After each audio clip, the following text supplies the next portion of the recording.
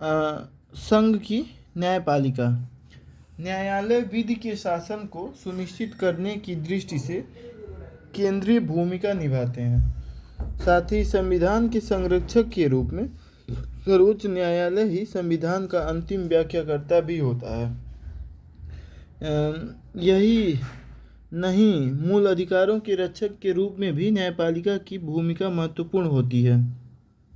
वहीं संघीय न्यायालय के रूप में सर्वोच्च न्यायालय केंद्र व राज्यों के मध्य विवादों का समाधान भी करता है। साथ ही न्यायिक समीक्षा के माध्यम से विधायिका व कार्यपालिका के कार्यों की संवैधानिकता की जांच करता है। भारत में एकीकृत और स्वतंत्र न्यायपालिका का प्रावधान किया गया है, जो पद सोपानिक रूप में देखे जाते हैं।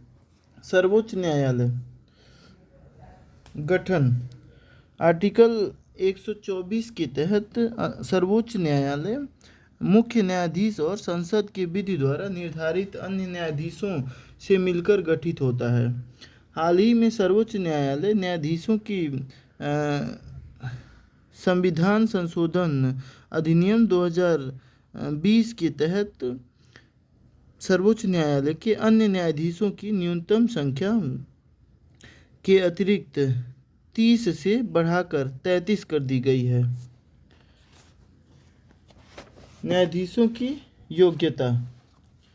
किसी उच्च न्यायालय का दो या दो से अधिक न्यायालयों का लगातार कम से कम 5 वर्षों तक न्यायाधीश रहा हो, या किसी उच्च न्यायालय का या ऐसे दो से अधिक न्यायालयों का लगातार कम से कम 10 वर्षों तक अधिवक्ता रहा हो। राष्ट्रपति की राय में पारंगत विधिवेत्ता हो। न्यायाधीशों की नियुक्ति। अनुच्छेद 124(2) के तहत राष्ट्रपति सर्वोच्च और उच्च न्यायालयों के ऐसे न्यायाधीशों से परामर्श करने के पश्चात न्यायाधीशों की नियुक्ति करेगा जिनसे वह परामर्श करना आवश्यक समझे। वहीं मुख्य न्यायाधीशों की नियुक्ति के संबंध में आज़ादी के बाद यह परंपरा रही है कि सर्वोच्च न्यायालय के किसी वरिष्ठतम न्यायाधीश को ही राष्ट्रपति द्वारा मुख्य न्यायाधीश के रूप में नियुक्त किया जाएगा। लेकिन 1973 में इस परंपरा का तब उल्लंघन हुआ जब एक कनिष्ठ न्यायाधीश A.N. राय अजीतनाथ को 3 वरिष्ठतम न्यायाधीशों पर प्राथमिकता देते हुए मुख्य न्यायाधीश बनाया गया। वहीं दूसरी बार इस नियम का उल्लंघन 1977 में तब हुआ जब M.H. बेग को वरिष्ठतम न्यायाधीश H.R. खन्ना के स्थान पर मुख्य न्यायाधीश बनाया गया।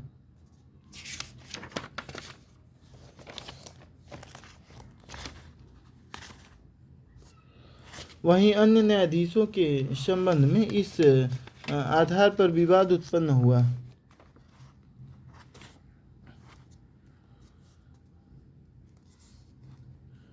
कि राष्ट्रपति सर्वोच्च और उच्च न्यायालय के किन न्यायाधीशों से परामर्श करेंगे और क्या ऐसा परामर्श राष्ट्रपति के लिए बाध्यकारी होगा। इस संबंध में पहले न्यायाधीशों के बाद एस.पी. गुप्ता बनाम भारत संघ में न्यायालय ने यह निर्णय दिया कि ऐसा परामर्श मानना राष्ट्रपति के लिए बाध्यकारी नहीं होगा। लेकिन न्यायाधीशों के दूसरे वाद एडवोकेट्स ऑन 1993 में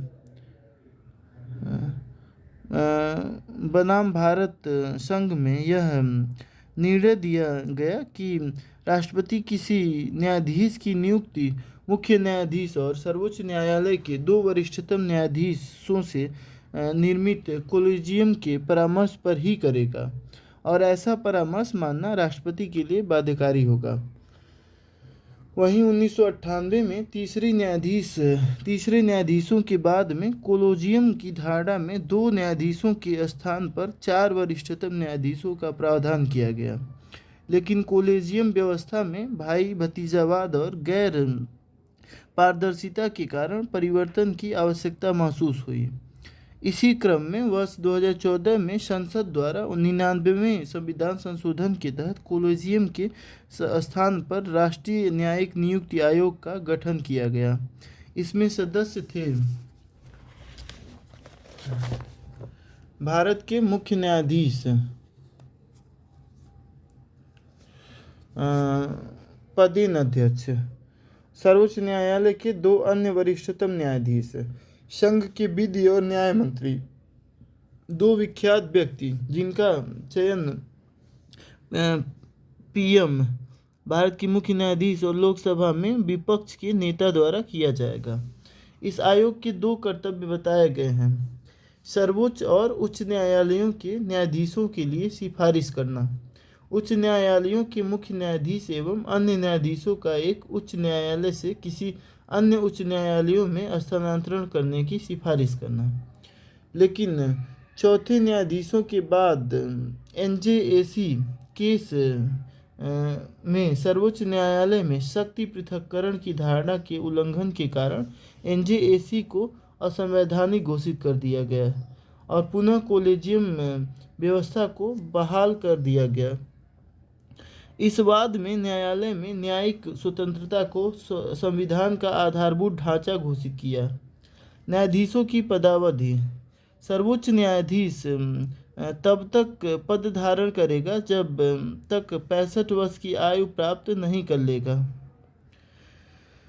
न्यायाधीश कभी भी राष्ट्रपति को त्यागपत्र दे सकते हैं। अनुच्छेद 124 4 के तहत किसी न्यायाधीश को साबित कदाचार या असमर्थता के आधार पर संसद के दोनों सदनों के विशेष बहुमत द्वारा पारित संवेदन पर राष्ट्रपति द्वारा पदमुक्त किया जा सकता है।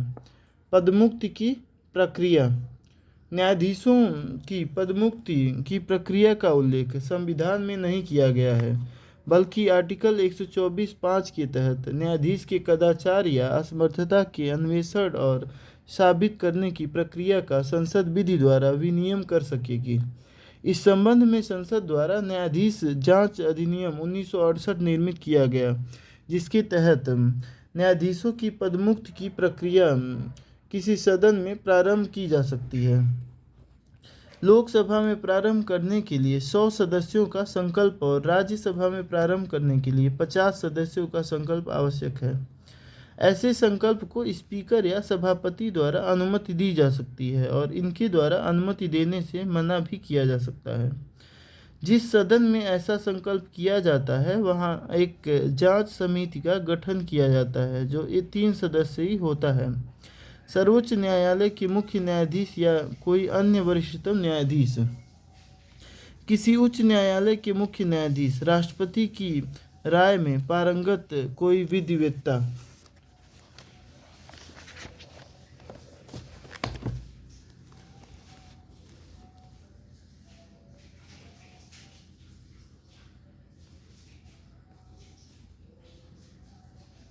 इस समिति की जांच के आधार पर यह साबित होता है कि न्यायाधीश पर लगाए गए आरोप उचित हैं या नहीं। यदि उन्हें दोषी नहीं माना जाता है तो यह प्रक्रिया आगे नहीं बढ़ेगी।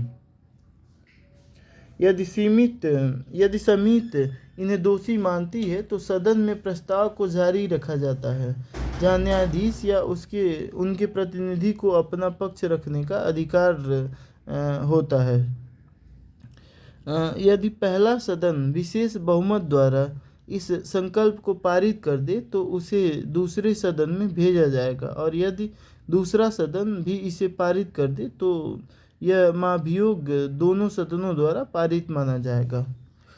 इस प्रकार राष्ट्रपति द्वारा दोनों सदनों के समावेशन पर न्यायाधीश को उसके पद से हटा दिया जाता है। कार्यकारी मुख्य न्यायाधीश: अनुच्छेद 126 के तहत मुख्य न्यायाधीश की अनुपस्थिति के दौरान राष्ट्रपति न्यायालय के किसी अन्य न्यायाधीश को कार्यकारी मुख्य न्यायाधीश के रूप में नियुक्त करेंगे। तदर्थ न्यायाधीश: यदि किसी समय सर्वोच्च न्यायालय के सत्र को आयोजित करने या चालू रखने के लिए उस न्यायालय के न्यायाधीशों की गणपूर्ति प्राप्त न हो तो भारत के मुख्य न्यायाधीश राष्ट्रपति की पूर्व सहमति से उच्च न्यायालय के किसी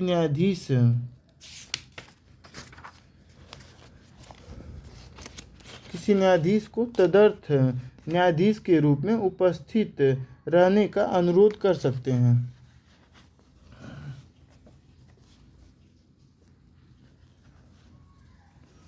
सेवानिवृत्त न्यायाधीशों की उपस्थिति। अनुच्छेद 128 के तहत मुख्य न्यायाधीश राष्ट्रपति की पूर्व सहमति से सर्वोच्च न्यायालय के किसी सेवानिवृत्त न्यायाधीश सर्वोच्च न्यायालय के न्यायाधीश के रूप में बैठने व कार्य करने का अनुरोध कर सकते हैं। न्यायाधीशों की स्वतंत्रता। न्यायाधीशों की नियुक्ति एवं पदमुक्ति जटिल प्रक्रिया का होना। सर्वोच्च न्यायालय के न्यायाधीशों एवं कर्मचारियों के वेतन और प्रशासनिक व्यय भारत सरकार की संचित निधि पर भारित होते हैं, अर्थात न्यायाधीशों के वेतन में उनके कार्यकाल के दौरान कोई अलाभकारी परिवर्तन नहीं किए जा सकते हैं। संसद और राज्य विधानमंडलों में न्यायाधीशों के आचरण पर चर्चा नहीं हो सकती है। महाभियोग के अतिरिक्त सुप्रीम कोर्ट और उच्च न्यायालय को अपनी अवमानना के लिए दंड देने की शक्ति प्राप्त है। सर्वोच्च न्यायालय का सेवानिवृत्त न्यायाधीश भारत के किसी न्यायालय या प्राधिकार के समक्ष अभिवचन का कार्य नहीं कर सकता है।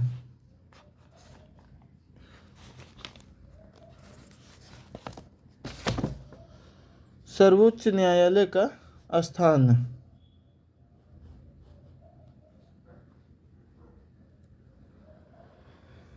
का स्थान है, ये स्थान क्योंकि इम्पोर्टेंट है। हाँ, दिल्ली बताया गया है। आर्टिकल 130 सर्वोच्च न्यायालय दिल्ली में अथवा ऐसे अन्य स्थान पर स्थान या स्थानों में अधिविष्ट होगा जिन्हें भारत का मुख्य न्यायाधीश राष्ट्रपति के अनुमोदन से समय नियत करे। सर्वोच्च न्यायालय का क्षेत्राधिकार। आरंभिक क्षेत्राधिकार। आरंभिक क्षेत्राधिकार के तहत किसी मामले को सीधे सर्वोच्च न्यायालय में लाया जा सकता है। अनुच्छेद 131 के तहत ऐसे ही आरंभिक क्षेत्राधिकार का उल्लेख है। इसके तहत सरकारों के मध्य विवाद से संबंधित मामलों पर केवल सर्वोच्च न्यायालय ही सुनवाई कर सकता है अथवा यह इसका अनन्य क्षेत्राधिकार है। इसके तहत सुप्रीम कोर्ट निम्नलिखित विवादों के आरंभिक क्षेत्राधिकारों का प्रयोग करता है। भारत सरकार और एक या अधिक राज्यों के बीच, एक और भारत सरकार और किसी राज्य या राज्यों की सरकार और दूसरी ओर किसी राज्य या राज्यों की सरकार और दूसरी ओर एक या अधिक अन्य राज्यों के बीच, दो या अधिक राज्यों के बीच, कोई नागरिक या निजी संस्था आरंभिक क्षेत्राधिकार के तहत सर्वोच्च न्यायालय में याचिका दायर नहीं कर सकता।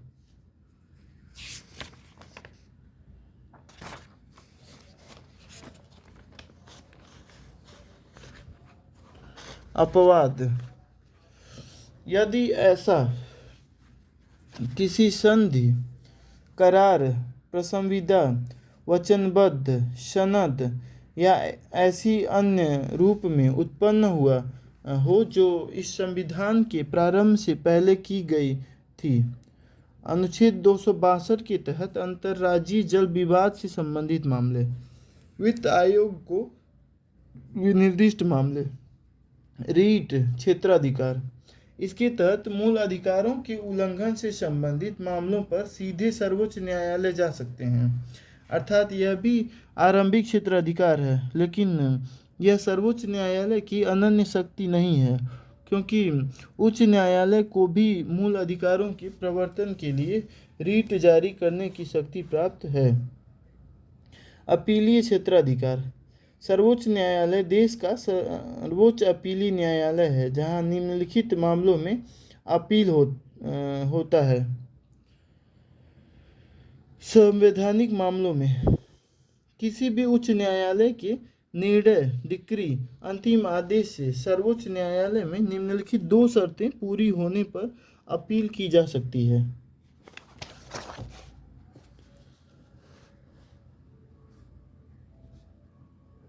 उस मामले में संविधान निर्वाचन के बारे में विधि का कोई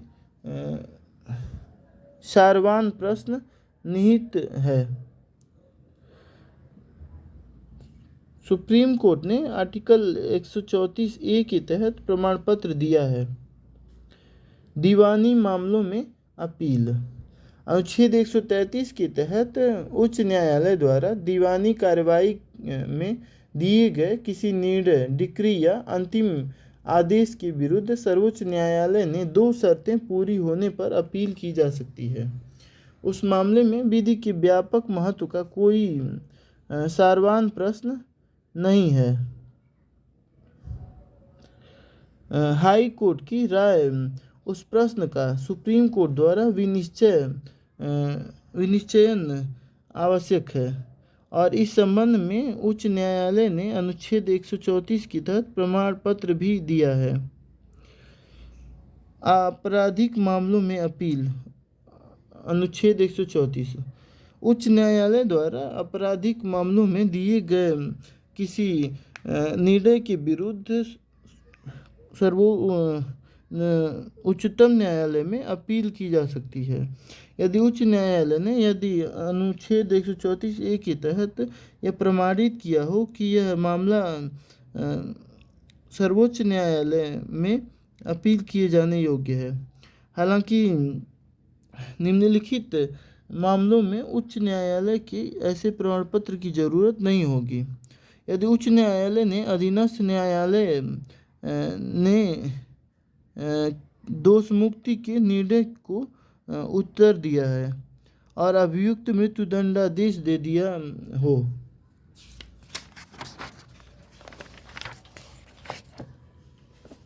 उच्च न्यायालय अधीनस्थ न्यायालय से किसी मामले को अपने पास मंगाकर अभियुक्त को सिद्ध दोषी ठहराकर मृत्युदंडादेश दे दिया हो।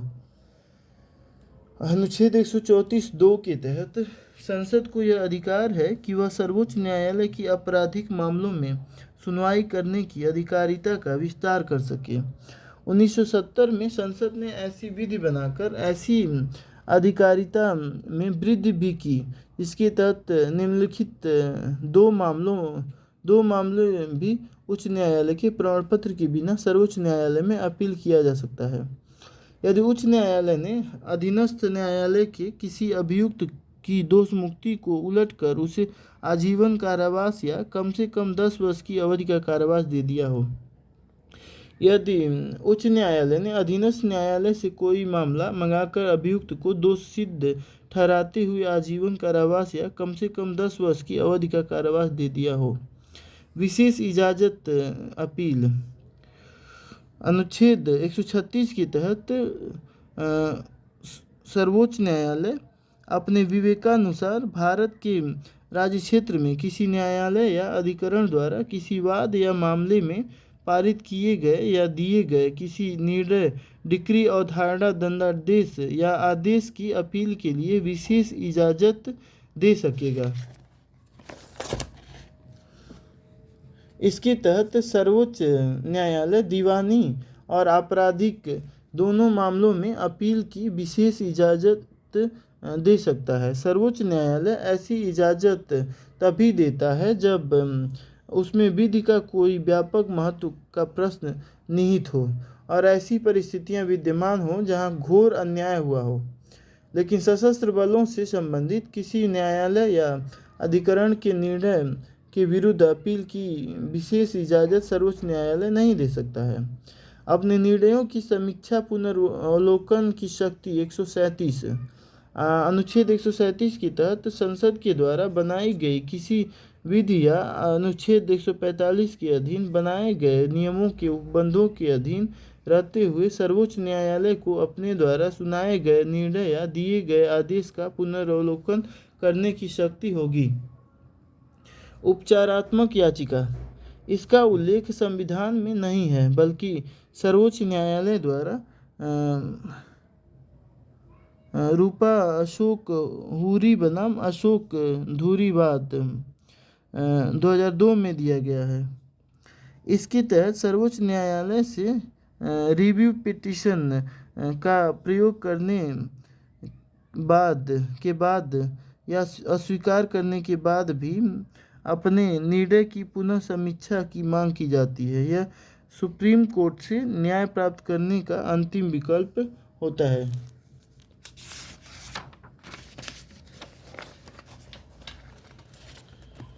सलाहकारी क्षेत्राधिकार, सर्वोच्च न्यायालय राष्ट्रपति द्वारा निर्देशित मामलों पर सलाह देने की अधिकारिता रखता है। राष्ट्रपति निम्नलिखित मामलों में सुप्रीम कोर्ट को परामर्श मंगा सकते हैं। सुप्रीम कोर्ट परामर्श मंगा सकते हैं। विधि या तथ्य का कोई प्रश्न उत्पन्न हुआ हो या उत्पन्न होने की संभावना हो। ऐसा प्रश्न ऐसी प्रकृति का, ऐसे व्यापक महत्व का हो जिस पर सर्वोच्च न्यायालय की राय प्राप्त करना आवश्यक हो। हालांकि उच्चतम न्यायालय ऐसा परामर्श देने के लिए बाध्य नहीं है और न ही राष्ट्रपति ऐसी सलाह को मानने को बाध्य है, लेकिन संविधान के प्रारंभ से पहले की गई कोई संधि, करार, सनद आदि से उत्पन्न विवाद के मामलों पर परामर्श देना सर्वोच्च न्यायालय के लिए बाध्यकारी है। अभिलेख न्यायालय, अनुच्छेद 129 के तहत उच्चतम अभिलेख न्यायालय है। अभिलेख न्यायालय का यहाँ आशय है इसकी निर्णय और कार्यवाहियाँ शाश्वत स्मृति और साक्ष्य के रूप में रखी जाती हैं। इनका विधिक संदर्भों के लिए महत्व होता है। इसके अभिलेख का साक्ष्य की दृष्टि से महत्व होता है। अतः जब वह न्यायालय के सामने पेश किया जाता है तो उसे प्रश्नगत नहीं किया जा सकता है।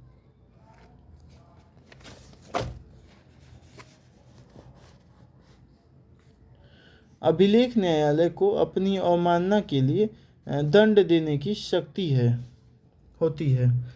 न्यायिक अवमानना के संबंध में संसद द्वारा न्यायिक अवमानना अधिनियम 1971 में प्रावधान किए गए हैं, जिसके तहत इसे 2 रूपों में वर्गीकृत किया गया है।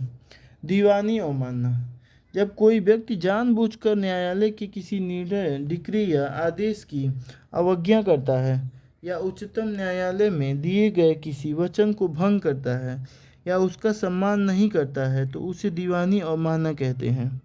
आपराधिक अवमानना, जब कोई ऐसी बात प्रकाशित की जाए या कोई ऐसा कार्य किया जाए जिससे न्यायालय का प्राधिकार कम होता हो, यदि न्यायिक कार्यवाहियों में बाधा उत्पन्न की जाए, यदि न्याय प्रशासन में हस्तक्षेप किया जाए। सर्वोच्च न्यायालय की अवमानना के लिए दंड देने की शक्ति केवल अपनी अवमानना तक ही सीमित नहीं है, बल्कि पूरे देश में किसी भी न्यायालय या अधिकरण के लिए दंड दे सकते हैं। हालांकि अधिनियम की धारा 5 के तहत न्यायालय के निर्णयों की निष्पक्ष आलोचना की जा सकती है।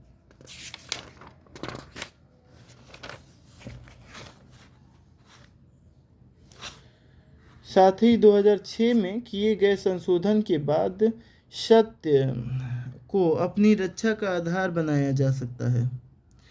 सर्वोच्च न्यायालय की अन्य शक्तियाँ, अनुच्छेद 141 के तहत सर्वोच्च न्यायालय द्वारा घोषित विधि भारत के राज्य क्षेत्र के भीतर सभी न्यायालयों पर बाध्यकारी होगा। अनुच्छेद 142 के तहत सर्वोच्च न्यायालय अपनी अधिकारिता का प्रयोग करते हुए ऐसी डिक्री पारित कर सकेगा या ऐसा आदेश कर सकेगा जो उसके समक्ष लंबित किसी वाद या विषय में पूर्ण न्याय करने के लिए आवश्यक हो। साथ ही उसके द्वारा निर्मित विधि के रहते हुए सर्वोच्च न्यायालय को भारत के संपूर्ण राज्य क्षेत्र के बारे में किसी व्यक्ति को हाजिर कराने के किन्हीं दस्तावेजों के प्रकटीकरण या पेश कराने की अथवा अपने किसी अवमानना का अन्वेषण करने या दंड देने के लिए कोई आदेश करने की शक्ति होगी। अनुच्छेद 145 के तहत संसद द्वारा निर्मित विधि के अधीन रहते हुए सर्वोच्च न्यायालय समय समय पर राष्ट्रपति के अनुमोदन से न्यायालय की पद्धति और प्रक्रिया के विनियमन के लिए नियम बना सकेगा।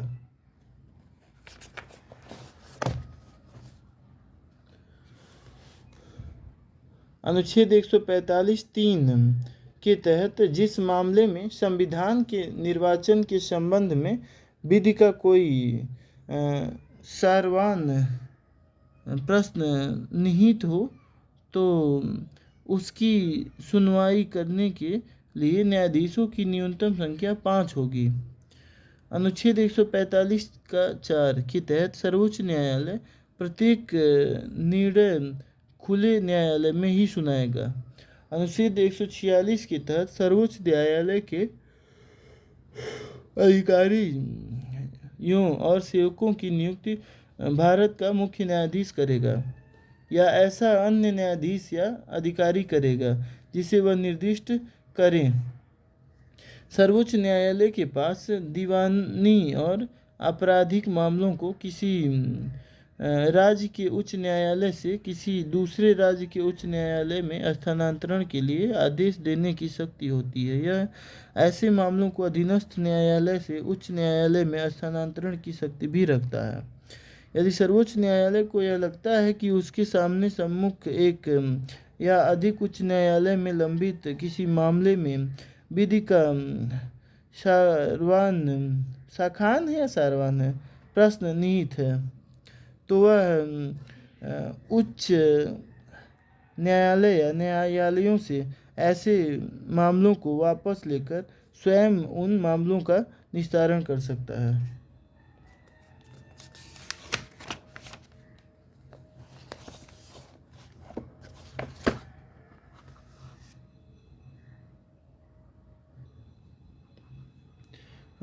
अध्याय 5 उच्च न्यायालय। राज्यों के लिए उच्च न्यायालय। अनुच्छेद 214 के तहत प्रत्येक राज्य के लिए एक उच्च न्यायालय होगा। वहीं 231 के तहत संसद विधि द्वारा या 2 या अधिक राज्यों के लिए अथवा 2 या अधिक राज्यों और संघ शासित क्षेत्रों के लिए एक ही उच्च न्यायालय स्थापित कर सकेगी।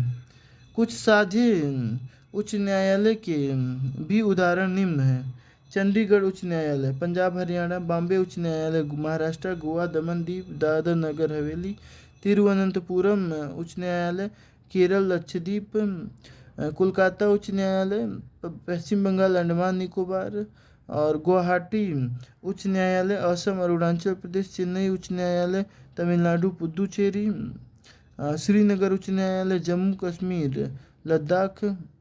उच्च न्यायालयों का गठन। प्रत्येक उच्च न्यायालय मुख्य न्यायाधीश और अन्य न्यायाधीशों से गठित होंगे जिन्हें राष्ट्रपति समय समय पर नियुक्त करना आवश्यक समझे। न्यायाधीशों की नियुक्ति। उच्च न्यायालय के न्यायाधीशों की नियुक्ति राष्ट्रपति के द्वारा की जाती है। इसके लिए राष्ट्रपति नियुक्ति से पूर्व निम्नलिखित से परामर्श करते हैं: भारत के मुख्य न्यायाधीश एवं उनका कोलेजियम, संबंधित राज्य के राज्यपाल, उच्च न्यायालय से भिन्न किसी अन्य न्यायाधीश की नियुक्ति की दशा में उच्च न्यायालय के मुख्य न्यायाधीश से परामर्श किया जाएगा। न्यायाधीशों के तीसरे मामले 1998 के बाद सुप्रीम कोर्ट ने यह निर्धारित कर दिया है कि अब उच्च न्यायालय के न्यायाधीशों की नियुक्ति के लिए राष्ट्रपति कोलेजियम से परामर्श करेगा, अर्थात केवल भारत के मुख्य न्यायाधीश से परामर्श प्राप्त पर्याप्त नहीं होगा। न्यायाधीशों की योग्यता: भारत का नागरिक हो, भारत के राज्य क्षेत्र में कम से कम 10 वर्ष तक न्यायिक पद धारण कर चुका हो, किसी उच्च न्यायालय का ऐसे 2 या अधिक न्यायालयों का लगातार कम से कम 10 वर्ष तक अधिवक्ता रहा हो।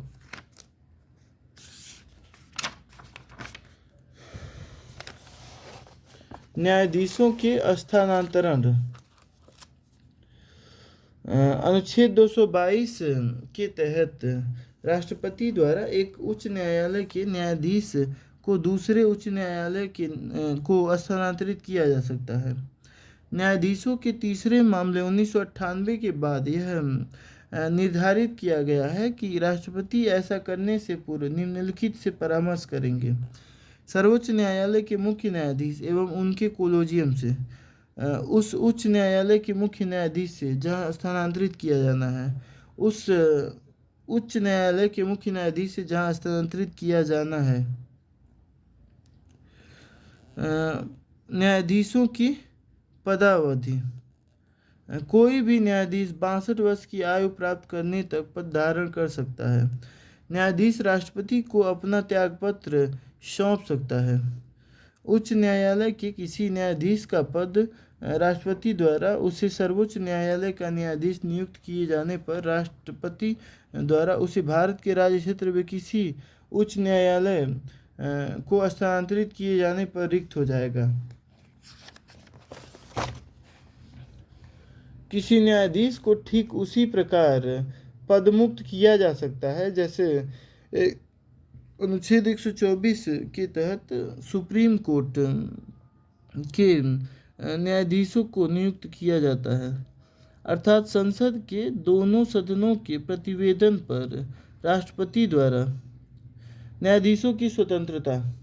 उच्च न्यायालय के न्यायाधीशों की नियुक्ति और पदमुक्ति की जटिल प्रक्रिया का होना। दूसरा, न्यायाधीशों के वेतन और भत्ते राज्य की संचित निधि पर भारित होते हैं, जबकि इनके पेंशन भारत की संचित निधि पर भारित होते हैं। इन न्यायाधीशों के आचरण पर पद, संसद या राज्य विधानमंडल में कोई चर्चा नहीं हो सकती है। महाभियोग के अतिरिक्त सेवानिवृत्त न्यायाधीश सर्वोच्च न्यायालय और उच्चतम न्यायालयों के सिवाय किसी न्यायालय या प्राधिकरण के सामने अभिवचन का कार्य नहीं कर सकते हैं। उच्च न्यायालय के क्षेत्राधिकार। आरंभिक क्षेत्राधिकार। उच्च न्यायालय में निम्नलिखित मामलों को सीधे लाया जा सकता है: विवाह, तलाक, उत्तराधिकार से संबंधित मामले, सांसदों और विधायकों के चुनाव संबंधी विवाद, कंपनी अधिनियम के तहत मामले।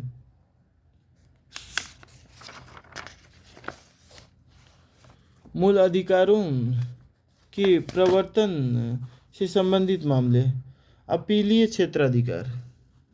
अधीनस्थ न्यायालयों के निर्णयों के विरुद्ध दीवानी और आपराधिक मामलों में उच्च न्यायालय में अपील की जा सकती है। रीट क्षेत्राधिकार। अनुच्छेद 226 के तहत प्रत्येक उच्च न्यायालय को उस राज्य क्षेत्र में जिनके संबंध में वह अपनी अधिकारिता का प्रयोग करता है, मूल अधिकारों के प्रवर्तन के लिए और किसी अन्य प्रयोजन के लिए आदेश या रीट निकालने की शक्ति होगी। सर्वोच्च न्यायालय को भी अनुच्छेद 32 के तहत समांतर रीट अधिकारिता है। समांतर रीट अधिकारिता है, लेकिन सर्वोच्च और उच्च न्यायालय के रीट अधिकारिता में निम्नलिखित अंतर है। सर्वोच्च न्यायालय की रीट संपूर्ण भारत में मान्य होती है, जबकि उच्च न्यायालय के अपने अधिकारिता के क्षेत्र में ही रीट जारी कर सकता है। सर्वोच्च न्यायालय की रीट अधिकारिता अनुच्छेद 32 के तहत स्वयं में एक मूल अधिकार है, जबकि अनुच्छेद 226 के तहत उच्च न्यायालय की रीट अधिकारिता मूल अधिकार नहीं है। सर्वोच्च न्यायालय केवल मूल अधिकारों के प्रवर्तन के लिए रीट जारी करता है, जबकि उच्च न्यायालय मूल अधिकारों सहित किसी अन्य प्रयोजन के लिए भी रीट जारी कर सकता है।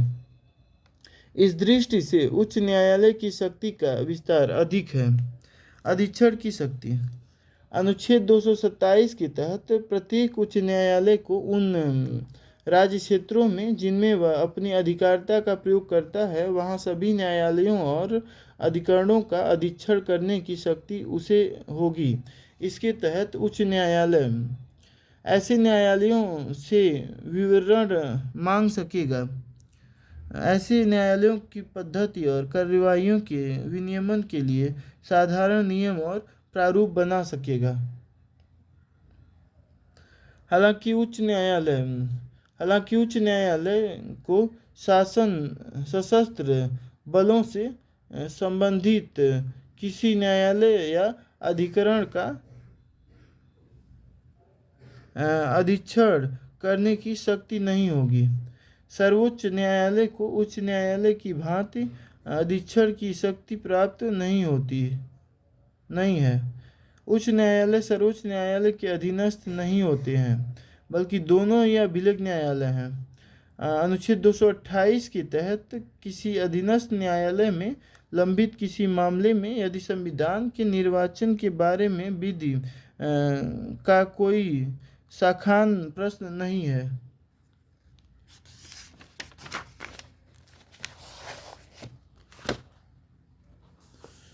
तो उच्च न्यायालय उस मामले को अपने पास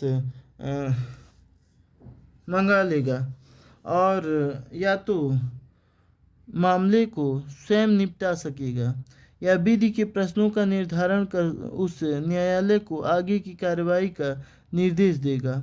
अधीनस्थ न्यायालयों पर नियंत्रण की शक्ति।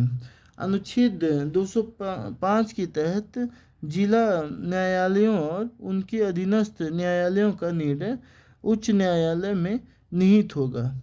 इसके तहत उच्च न्यायालय के पास जिला न्यायाधीश या भिन्न राज्य न्यायिक सेवा में अन्य व्यक्तियों की पदस्थापना, प्रोन्नति, अवकाश से संबंधित शक्ति होती है। अधीनस्थ न्यायालय, आर्टिकल 233। अधीनस्थ न्यायालय एक दीवानी हो गया, एक आपराधिक हो गया। तो दीवानी को जिला न्यायालय बोलते हैं, आपराधिक जो होता है उसको सत्र न्यायालय बोलते हैं।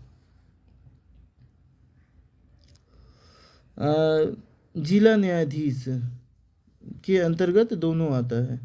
तो एक डीजे एडिशनल डिस्ट्रिक्ट जुडिशियल, और यहाँ पे जुडिशियल मजिस्ट्रेट होता है इसका।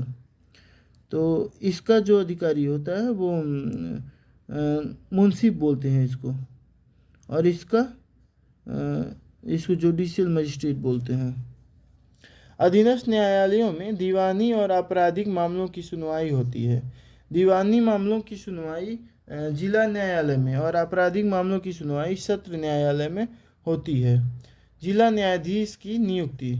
जिला न्यायाधीश की नियुक्ति राज्यपाल द्वारा उच्च न्यायालय के परामर्श पर की जाती है। जिला न्यायाधीश के रूप में कोई व्यक्ति तभी पात्र होगा जब वह कम से कम 7 वर्ष तक अधिवक्ता या प्लीडर यानी कि सरकार रहा हो। अन्य न्यायाधीशों की नियुक्ति।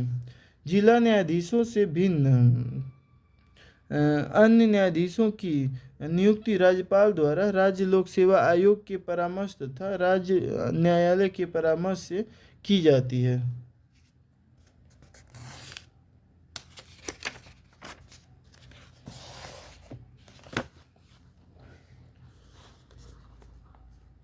अखिल भारतीय न्यायिक सेवा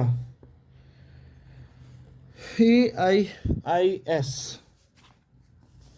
अनुच्छेद 21 के तहत यदि राज्यसभा अपने उपस्थित और मत देने वाले सदस्यों में से कम 2/3 सदस्यों द्वारा यह घोषित कर दे कि राष्ट्रीय हित में किसी अखिल भारतीय सेवा का सृजन आवश्यक है, तो संसद विधि द्वारा अखिल भारतीय सेवाओं का सृजन कर सकती है।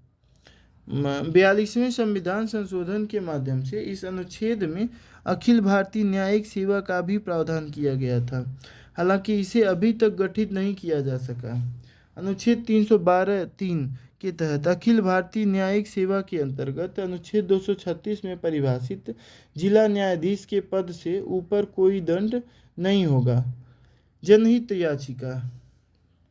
1980 के दशक के पूर्व भारतीय न्यायिक प्रणाली लोकस स्टैंडर्ड की धारणा पर कार्य करती थी, अर्थात जिसके अधिकारों का उल्लंघन हुआ हो वही न्यायालय जा सकता था। लेकिन 1981 में एसपी गुप्ता बनाम भारत संघवाद में जस्टिस पीएन भगवती और जस्टिस वीआर कृष्णा अय्यर ने इस धारणा को परिवर्तित करते हुए जनहित याचिका या सामाजिक याचिका की धारणा प्रस्तुत की। हालांकि इसके पूर्व 1979 में हुसैन आरा खातून बनाम बिहार राज्यवाद में ही पहली जनहित याचिका advocate Kapila Hingorani mother of PIL द्वारा दायर की गई, या जिसमें जेल में बंद कैदियों की अमानवीय दशाओं का मुद्दा उठाया गया था। जनहित याचिका के तहत अब निम्नलिखित परिवर्तन हुए हैं। इसके तहत अब जनहित में कोई तीसरा पक्ष भी याचिका दायर कर सकता है जो समूह के अधिकारों के उल्लंघन से संबंधित हो। इसके तहत न्यायिक प्रक्रिया का सरलीकरण भी किया गया। अतः अब जनहित याचिका दायर करने के लिए भौतिक उपस्थिति आवश्यक नहीं है, बल्कि किसी पत्र के माध्यम से भी याचिका दायर की जा सकती है। इसलिए इसे पत्र याचिका भी कहते हैं। न्यायालय द्वारा समाचार पत्रों के लेख या अन्य आधारों पर स्वतः संज्ञान से भी ऐसे मामलों की सुनवाई कर सकती है। जनहित याचिका का सर्वोच्च और उच्च न्यायालय दोनों में दायर किया जा सकता है।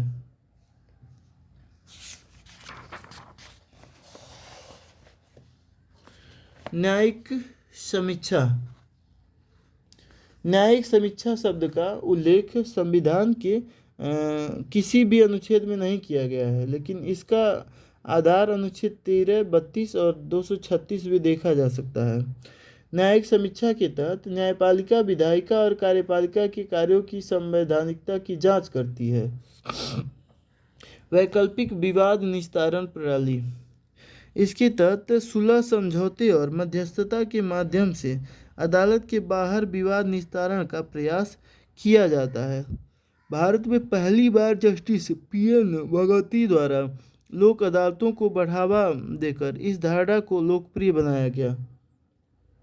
लोक अदालत। जस्टिस पीएन भगवती द्वारा प्रस्तुत लोक अदालत की धारणा गांधीवादी दर्शन पर आधारित है। इसे राष्ट्रीय विधिक सेवा प्राधिकरण अधिनियम 1987 द्वारा सांविधिक दर्जा दिया गया था।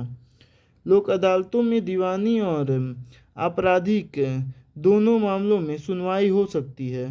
साथ ही यहाँ नए मामलों की सुनवाई के साथ साथ किसी न्यायालय में लिखित लंबित मामलों का निस्तारण भी किया जाता है।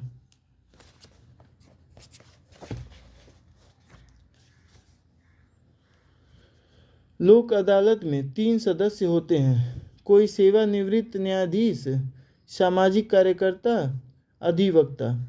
इस गठन राज्य, जिला और तालुका खंड विधि सेवा प्राधिकरण के साथ साथ उच्च न्यायालय द्वारा भी किया जा सकता है।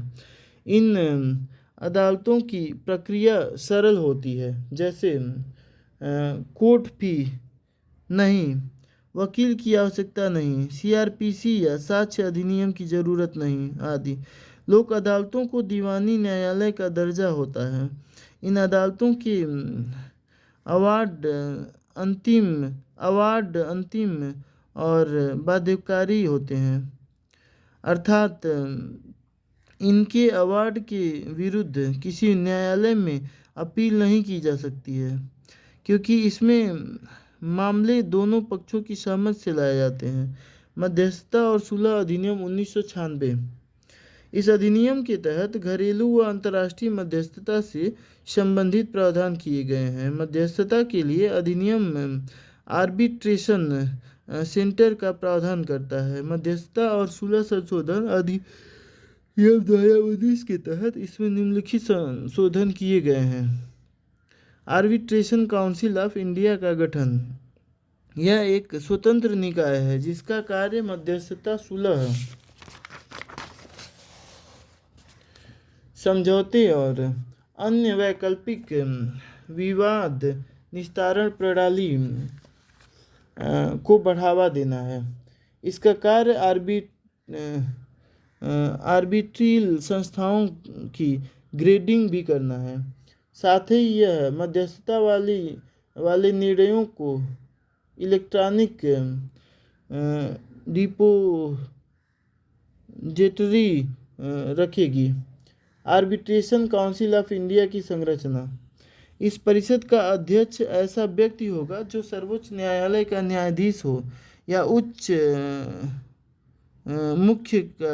न्यायालय का न्यायाधीश या उच्च न्यायालय का न्यायाधीश हो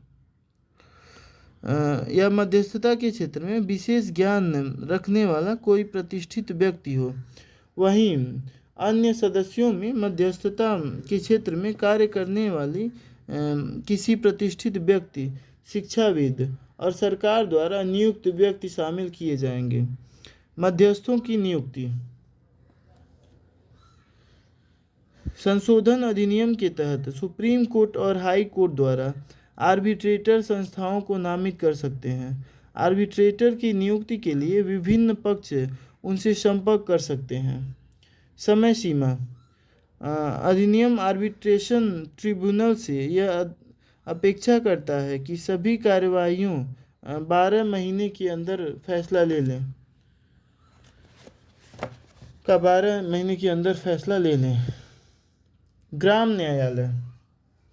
संसद द्वारा ग्राम न्यायालय अधिनियम 2008 के तहत इसे सांविधिक निकाय के रूप में गठित किया गया। यह न्याय के विकेंद्रीकरण की धारणा पर आधारित है। इसका गठन पंचायत के मध्यवर्ती स्तर पर किया जाता है। वहीं प्रत्येक ग्राम न्यायालय की अध्यक्षता एक न्यायाधिकारी द्वारा की जाती है, जिसके पास प्रथम श्रेणी के न्यायिक मजिस्ट्रेट की योग्यता होनी चाहिए।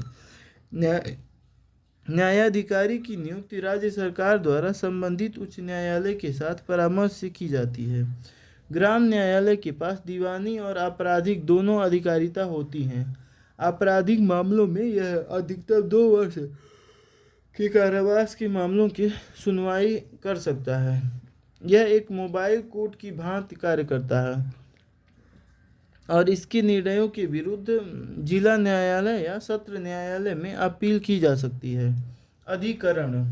अधिकरण ऐसे निकाय होते हैं जो नियमित अदालत के भाग तो नहीं होते हैं, लेकिन न्यायिक भूमिका का निर्वहन करते हैं। मूल संविधान में अधिकरण के संबंध में कोई प्रावधान नहीं दिया गया था, लेकिन 42वें संविधान संशोधन के द्वारा संविधान के भाग 14A के तहत अनुच्छेद 323A और 323B के अधीन अधिकरण के संबंध में प्रावधान किया गया। यहाँ अनुच्छेद 323A के तहत संसद विधि द्वारा केंद्र या किसी राज्य या स्थानीय या अन्य प्राधिकारी से संबंधित लोक सेवाओं और पदों के लिए भर्ती तथा नियुक्त व्यक्तियों की सेवा शर्तों के संबंध में विवादों के निस्तारण के लिए प्रशासनिक अधिकरण का गठन कर सकती है।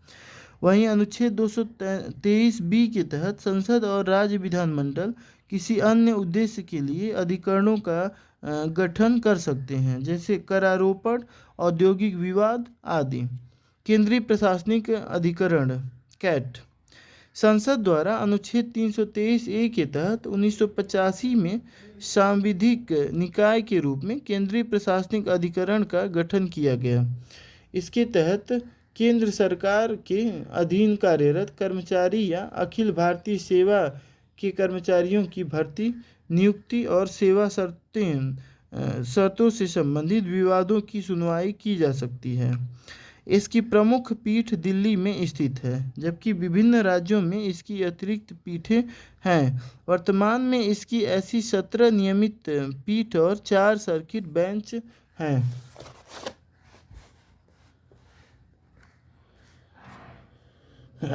इसमें एक अध्यक्ष, उपाध्यक्ष और अन्य सदस्य शामिल होते हैं, जिनकी नियुक्ति राष्ट्रपति द्वारा की जाती है। इसके सदस्यों में न्यायिक और प्रशासनिक दोनों क्षेत्र के व्यक्ति होते हैं। इनका कार्यकाल 5 वर्ष या अध्यक्ष या उपाध्यक्ष के लिए 65 वर्ष की आयु और सदस्यों के लिए 62 वर्ष की आयु जो भी पहले हो तक होती है। इसके अध्यक्ष, उपाध्यक्ष या सदस्य अपना त्यागपत्र राष्ट्रपति को सौंप सकते हैं। यह अधिकरण सिविल प्रक्रिया संहिता 1908 में निर्धारित प्रक्रिया का पालन करने के लिए बाध्य नहीं है, बल्कि यह प्राकृतिक न्याय के सिद्धांतों द्वारा निर्देशित होती है। यह अधिकरण के रूप में इसे उसी प्रकार की शक्तियां प्राप्त होती हैं जो सिविल प्रक्रिया संहिता 1908 के तहत एक सिविल कोर्ट के पास होती है। कोई व्यक्ति अधिकरण में आवेदन कानूनी सहायता के माध्यम से या फिर स्वयं उपस्थित होकर कर सकता है। इस अधिकरण के आदेश के विरुद्ध में उच्च न्यायालय में अपील की जा सकती है। सशस्त्र बल न्यायाधिकरण AFT संसद द्वारा सशस्त्र बल न्यायाधिकरण अधिनियम 2007 द्वारा सांविधिक निकाय के रूप में इसका गठन किया गया। इसकी प्रमुख बेंच नई दिल्ली में है तथा इसके 8 क्षेत्रीय बेंच हैं। यह अधिकरण एक अध्यक्ष और उतनी ही संख्या में न्यायिक और प्रशासनिक सदस्यों से मिलकर बनेगा, जितना केंद्र सरकार उचित समझे। कोई व्यक्ति अध्यक्ष के लिए तभी अर्हित होगा जब वह सर्वोच्च न्यायालय का सेवानिवृत्त न्यायाधीश या उच्च न्यायालयों का सेवानिवृत्त मुख्य न्यायाधीश हो। इसी प्रकार कोई व्यक्ति न्यायिक सदस्य के रूप में तभी अर्हित होगा जब वह किसी उच्च न्यायालय का न्यायाधीश हो या रहा हो। वहीं कोई व्यक्ति प्रशासनिक सदस्य के रूप में तभी अर्हित होगा जब उसने सेना में कम से कम 3 वर्ष की कुल अवधि के लिए मेजर जनरल या उससे ऊपर की रैंक या नौसेना या वायुसेना में उसी के समतुल्य रैंक धारण किए हुए हो, या उसने सेना या नौसेना या वायुसेना में से कम 1 वर्ष के लिए जज एडवोकेट जनरल के रूप में सेवा की हो। यह न्यायाधिकरण सेना अधिनियम 1950, वायुसेना अधिनियम 1950 और नौसेना अधिनियम 1957 के तहत तीनों सेनाओं के सदस्यों की भर्ती, नियुक्ति या सेवा शर्तों के संबंध में विवादों या शिकायतों की सुनवाई करती है। साथ ही यहाँ कोर्ट मार्शल के विरुद्ध अपील की जा सकती है। अपवाद: इसकी अधिकारिता में अर्धसैन्य बल के सदस्य शामिल नहीं होते हैं।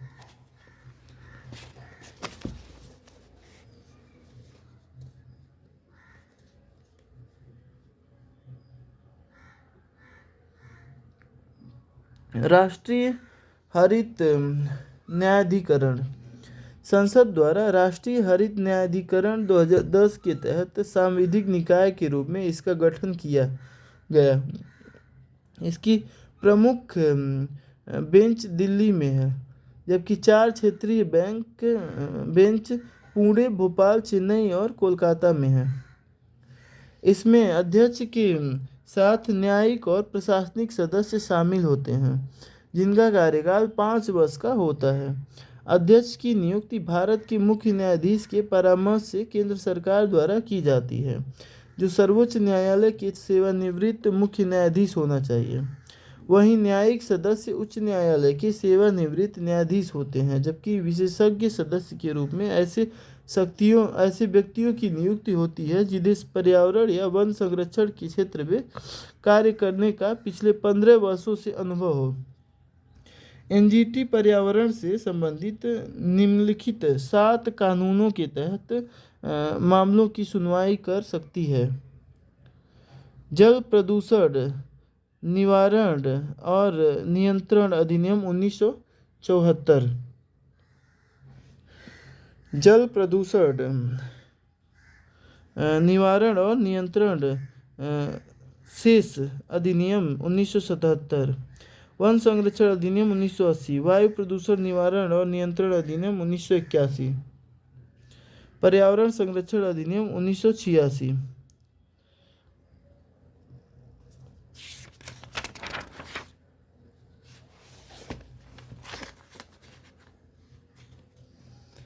जैव विविधता संरक्षण अधिनियम 2002।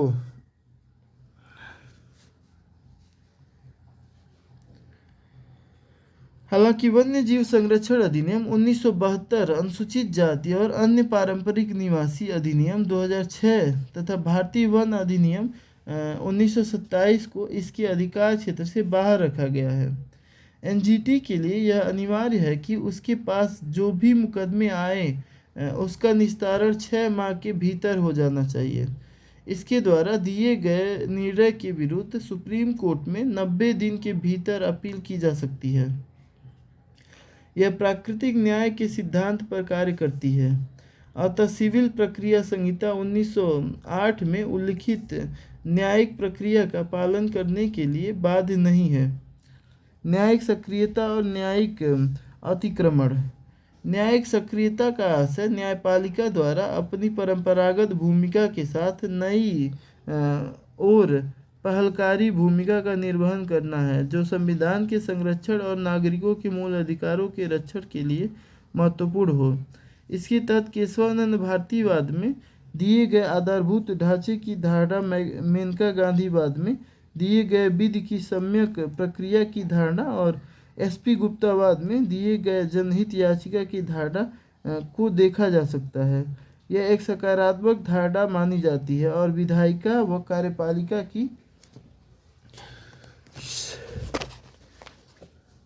कार्यपालिका की निष्क्रियता के दौर में लोकतंत्र की रक्षा के लिए महत्वपूर्ण हो जाती है। वहीं प्रायः न्यायपालिका अपनी इस भूमिका के निर्वहन के क्रम में अपने विधायी कार्यों के बाहर जाकर विधायिका और कार्यपालिका के कार्यों का अतिक्रमण करने लगती है, जिसे न्यायिक अतिक्रमण कहते हैं।